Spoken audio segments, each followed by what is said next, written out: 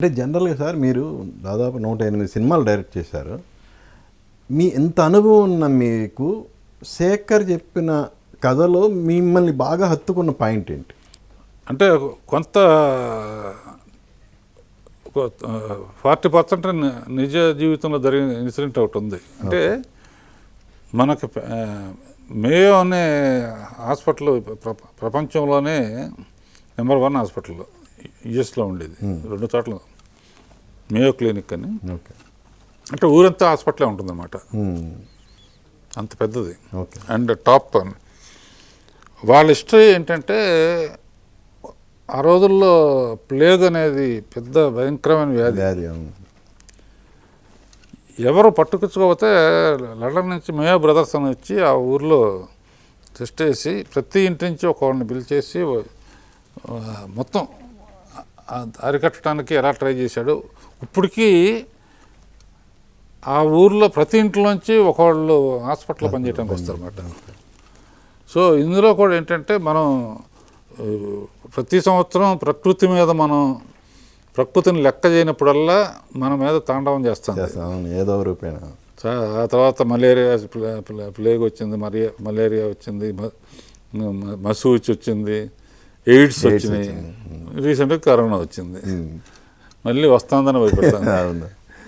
So AIDS వచ్చినప్పుడే ఈ పులిరాజా అని యాడ్ వచ్చేది గుర్తుందా? ఏంటంటే కొన్ని ఈ పిక్చర్ని ఏ విధంగా విశ్లేషిస్తానంటే, నేను వయసులో ఉన్నవాళ్ళు, పెళ్లి అనుకునేవాళ్ళు, పెళ్లి చేసుకున్నవాళ్ళు అందరూ చూడాల్సిన సినిమా అనమాట. అతను చెప్పిన దాంట్లో ఏంటంటే ఫ్యామిలీ డ్రామా ఎక్కువ ఉందమ్మా. Okay. Government central government job అంటే చాలా ఎగిరిగా తెస్తారు కదా. అటువంటి ఉద్యోగం వచ్చిందంటే చాలా లైఫ్ సెటిల్ అయిపోతుంది. తర్వాత కూడా ఇక మనం పెన్షన్ వస్తుంటాయి. అలా హోప్స్తో ఉన్న ఒక అమ్మాయికి సర్కారు నౌకరీతో పెళ్ళైన తర్వాత వచ్చిన కాన్ఫ్లిక్ట్స్, దాని వలన కొన్ని ఏంటంటే మనం మనుషుల్ని ఎవరిని నిందించవసరం లేదు. అమాయకత్వంతో ఏమవుతుందిలే మనకి అనే నెగ్లిజెన్స్ని ఎలా ఇతను ఎన్లైటన్ చేస్తాడు. ఎన్లైటన్ చేసి ఎన్నో అవమానాలని కొన్ని సాధించాలంటే అవమానంలోంచే ఒక కసి పెరుగుతుంది, ఆ కసిలోంచి ఒక ఆవేశం వస్తుంది. అలాంటి క్యారెక్టర్ డిజైన్ చేశాడు అనమాట. మంచి ఎమోషన్స్ ఉన్నాయి, మంచి మ్యూజిక్ స్కోప్ ఉంది, అండ్ విజువల్గా ఎంత కృష్ణానది ఒడ్డున ఉంటుంది, కొంచెం హాఫ్ బ్లాక్ మట్టితోనూ హాఫ్ వాటర్తో ఉంటుంది. ఎంత బ్యూటిఫుల్గా, చాలా బ్యూటిఫుల్గా తీశాడు అనమాట. సార్ నాకు ట్రైలర్లో ఒక షార్ట్లో పెద్ద జబ్బు చిన్న చిట్కా అనేది ఒకటి కనపడింది. ఏంటి సార్ అది?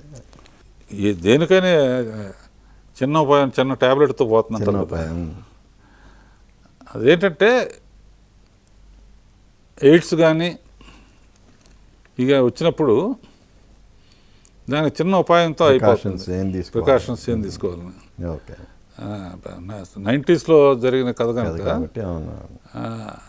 తొందరపడి, అందులో పర్టికులర్ డైలాగ్స్ ఒకటి చాలా బాగా రాశాడు. ఆ రోజుల్లో ఏంటంటే మంత్రసానులు, అబార్షన్స్ పల్లెటూళ్ళలో కొంచెం యవనంలో ఉన్నవాళ్ళు తొందరపడి చేసినప్పుడు తెలియకూడదని అబార్షన్ చెప్పుకుంటారు కదా. ఒక ఓల్డ్ లేడీ ఉంటుందన్నమాట, ఊరందరూ ఆశించుకున్న కూడా ఇతన్ని మెచ్చుకుంటుంది. అది అలా చేసినప్పుడు నాకు మట్టి మీద గుణపంతో గుచ్చితే భూదేవి ఎంత అల్లాడుతుందో అలా అల్లాడిపోతారు బాబు ఈ మంత్రసానులు అబార్షన్ చేసేప్పుడు. నీలాంటాడు ఊరికొకటి ఉంటే ఇటువంటి కష్టాలు రావు. అలా మంచి మంచి డైలాగ్స్, మంచి క్యారెక్టర్స్, అండ్ ఇందులో మ్యూజిక్ మంచి స్కోప్ ఉంది. బ్యాక్గ్రౌండ్ స్కోర్ కానీ బొబ్బులి అని ఈ మధ్య రీసెంట్గా బలగం అవన్నీ చేసాడు. అండ్ నువ్వు అన్నట్టు ఆర్కే టెలిఫిలిమ్స్లోనేమో మార్నింగ్ రాగా తీసాం అప్పుడు. అది మంచి మ్యూజికల్. సరే, మన పీపుల్స్ మీడియా విశ్వప్రసాద్ గారు ఇటువంటి వాళ్ళందరికీ నేను ఇంటికి పంపించాను. ఓకే. పంపిస్తే డెఫినెట్గా చాలా మంచి సినిమా అవుతుందండి, you may get national award also అన్నారు.